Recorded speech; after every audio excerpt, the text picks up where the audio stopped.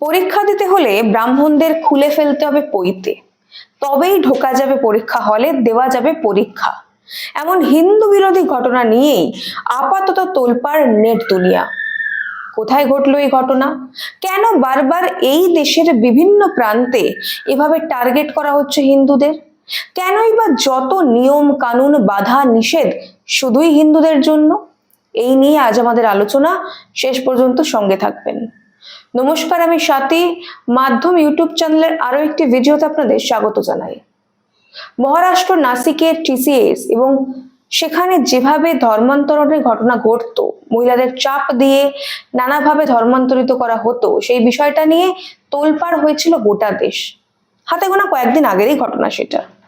তারপরেই সামনে এসেছিল লেন্সকার্টের মতো বহুজাতিক সংস্থার হিন্দু বিরোধিতার নানা খণ্ডচিত্র।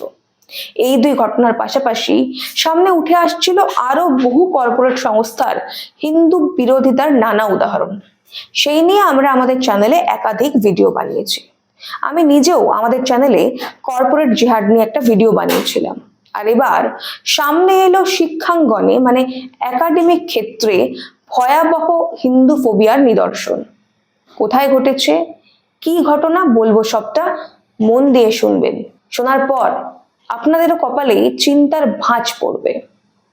দেখুন, ঘটনাটা ঘটেছে কর্ণাটকে। পরীক্ষা কেন্দ্রে ঢোকার মুখে পরীক্ষার্থীদের পইতে খুলতে বাধ্য করা হয়েছে বলে অভিযোগ উঠেছে।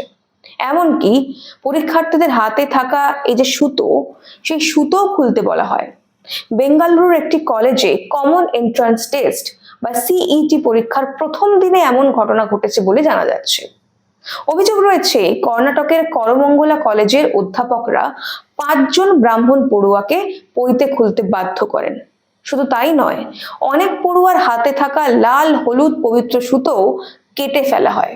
পড়ুয়াদের প্রশ্ন, কানের দুল খুলতে বলা হয়, সেটার কারণ আমরা জানি, কারণ পরীক্ষা হলে কোনো মেটাল বা ধাতু নিয়ে ঢোকা যায় না। কিন্তু আমাদের পইতে খুলতে কেন বাধ্য করা হলো সেটা বুঝলাম না। নিরুপায় হয়েই ওই পড়ুয়ারা বাধ্য হন পইতে খুলতে। আর এই ঘটনা জানাজানি হতেই পরীক্ষা কেন্দ্রে ভিড় জমান অভিভাবকরা। তাদের দাবি, পইতে খোলার বিষয়ে কোনো সরকারি নির্দেশিকা ছিল না। গত বছরেও একই ধরনের বিতর্ক হয়েছিল। সে সময় সরকার নির্দেশিকা দিয়ে জানিয়ে দেয় পরীক্ষার হলে উপবীত বা পইতে খোলানোর কোনো প্রয়োজন নেই। আর আবারও সেই অভিযোগ সামনে আসতেই তথাকথিত কংগ্রেস সরকার নড়ে চড়ে বসেছে। অভিযুক্ত 3 অধ্যাপককে সাসপেন্ড করা হয়েছে। তাই নয়, তাদের বিরুদ্ধে সম্প্রীতি নষ্টের চেষ্টার দায়ে অভিযোগও দায়ের করা হয়েছে। আর এই ঘটনা সামনে আসতেই দেশ জুড়ে নিন্দার ঝড় বয়ে গেছে। লোকজন প্রশ্ন তুলছেন, কেন বারবার কংগ্রেস শাসিত রাজ্যে এই ধরনের ঘটনা ঘটছে? আপনাদের অনেকেরই হয়তো মনে নেই, বছরখানেক আগে কর্ণাটকে হিজাব নিয়ে ব্যাপক বিতর্ক হয়েছিল। 2022 সালে কর্ণাটকের একটি কলেজে কয়েকজন হিজাব পরিহিত ছাত্রীকে ক্লাসে বসতে বাধা দেওয়ার ঘটনা ঘটেছিল। এরপর জারি হয় হিজাব সংক্রান্ত বেশ কিছু নির্দেশিকা, সরকারের তরফে জারি করা হয়েছিল। পরে সেই বিষয়টি সুপ্রিম কোর্ট পর্যন্ত গড়ায়। তারপর কংগ্রেস সরকার সেখানে স্কুলে বা কলেজে হিজাব পরার ক্ষেত্রে সবুজ সংকেত দিয়ে দেয়। নেট নাগরিকরা সেই ঘটনা তুলে ধরে বলছেন, হিজাবে হ্যাঁ আর পইতেতে না, এ কেমন বিচারিতা? এটা কি হিন্দুদের ধর্মীয় স্বাধীনতায় হস্তক্ষেপ নয়? যদিও এর কোনো সদুত্তর কর্ণাটক সরকারের কাছে নেই। শুধু কর্ণাটক নয়, একই ঘটনা একাধিক বার পশ্চিমবঙ্গেও ঘটেছে। বলবো কয়েকটা ঘটনা আপনাদের। বারাসাতের নবপল্লী যোগেন্দ্রনাথ বালিকা বিদ্যালয়ে ফতোয়া জারি করা হয়েছিল যে গলায় তুলসী মালা পরে আসা যাবে না।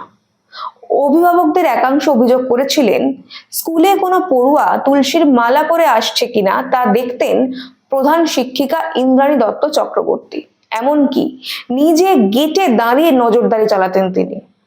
2024 সালে হিন্দু ফোবিয়ার দৃশ্য দেখা গিয়েছিল মুর্শিদাবাদের একটি হাই স্কুলে। এক হিন্দু ছাত্র গলায় তুলসী মালা পরে স্কুলে আসতেই ক্ষেপে গেছিলেন এক সংখ্যালঘু শিক্ষক। ক্লাসরুমের ভেতর সবার সামনে ওই হিন্দু ছাত্রকে অকথ্য ভাষায় গালিগালাজ করেছিলেন ওই মুসলিম শিক্ষক। এমনকি শুধু গালিগালাজেই তিনি থেমে যাননি, ওই মুসলিম শিক্ষক ক্লাস থেকে বের করে দেন পড়ুয়াকে। পরে প্রধান শিক্ষক ওই ছাত্রকে ক্লাসে বসার অনুমতি দিলেও তাকে ঢুকতে দেওয়া হয়নি ক্লাসরুমে।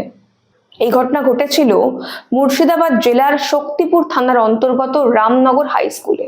এখানেই শেষ নয়, মুর্শিদাবাদের আরো একটি স্কুল রঘুনাথগঞ্জ বালিকা বিদ্যালয়ে একই ঘটনা ঘটেছিল। সেই স্কুলের এক অষ্টম শ্রেণীর ছাত্রী গলায় তুলসীর মালা পরে এবং কপালে তিলক কেটে স্কুলে গিয়েছিল। এর ফলে শিক্ষিকার রোষের মুখে পড়েছিল সে। এছাড়াও একাধিকবার পশ্চিমবঙ্গের বিভিন্ন সরকারি পরীক্ষায় শাখা পলা পর্যন্ত খুলে পরীক্ষা দিতে যেতে বাধ্য করা হয়েছে, এমন বহু খবর হয়েছে। এই ঘটনার পরিপ্রেক্ষিতে বারবার যে ঘটনাগুলো ঘটছে তাতে বেশ কয়েকটা জরুরি প্রশ্ন আমাদের সামনে এসে দাঁড়াচ্ছে।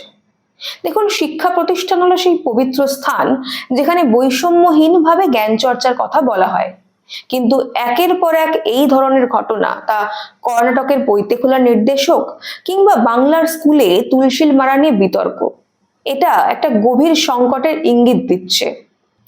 যখন একটি নির্দিষ্ট ধর্মের ধর্মীয় চিহ্ন বা আবেগকে বারবার নিশানা করা হয়, হিন্দু ধর্মকে, তখন প্রশ্ন জাগে, ধর্মনিরপেক্ষতার সংজ্ঞা কি কেবল হিন্দুদের ত্যাগ আর সহনশীলতার উপর দাঁড়িয়ে? একদিকে যখন বিশেষ কিছু ক্ষেত্রে ধর্মীয় পোশাকের অধিকার নিয়ে সরব হওয়া হচ্ছে, ঠিক অন্যদিকে দাঁড়িয়ে দেখা যাচ্ছে পৈতে বা তুলসীর মালার মতো প্রাচীন আধ্যাত্মিক প্রতীকগুলোকে নিরাপত্তা কিংবা নিয়মের দোহাই দিয়ে ব্রাত্য করে রাখা হচ্ছে। এই দ্বিচারিতা কেবল অগণতান্ত্রিক নয়, বরং দেশের সামাজিক সম্প্রীতির বুনটকেও আলগা করে দেয়। অভিযুক্ত অধ্যাপকদের সাসপেন্ড করা কিংবা প্রশাসনিক পদক্ষেপ নেওয়া হয়তো সাময়িক স্বস্তি দিতে পারে, কিন্তু যে মানসিকতা থেকে এই হিন্দু ফোবিয়া জন্ম নিচ্ছে তার শিকড় উপড়ে ফেলা ভীষণ ভীষণ জরুরি। শিক্ষাঙ্গন হোক বা কর্মক্ষেত্র, নিয়ম সবার জন্য সমান হওয়া উচিত।